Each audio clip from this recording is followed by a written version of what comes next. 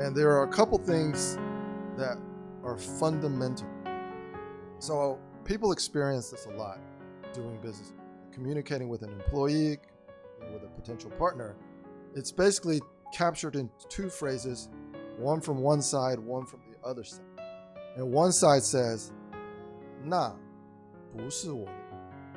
I'm sure you know what that means. And the other side says, 但是我的意思是. So this is a very typical framework of conversations.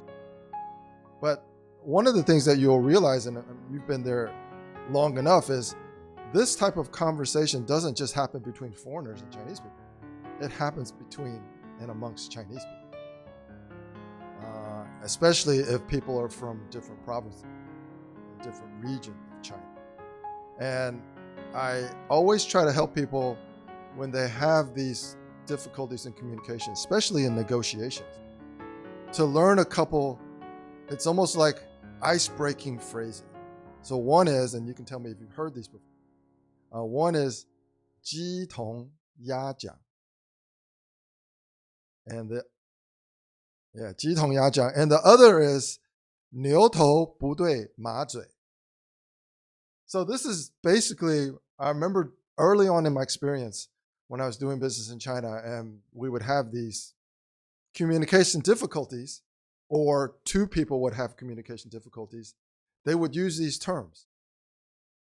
我们是不是在鸡同鸭讲? 我们说话为什么是牛头不对马嘴? And it would be a very light-hearted way to kind of break the tension. Because when two people are very tense in their communications and negotiations, they're getting frustrated and angry, this is almost like a tension break. Because both people immediately know what's happening. 鸡同鸭讲, that means, it's like a duck talking to a chicken. They're quacking, but they can't communicate. So I use these phrases a lot after I learned them, early on in my career in China. And the thing that we're all trying to avoid is this.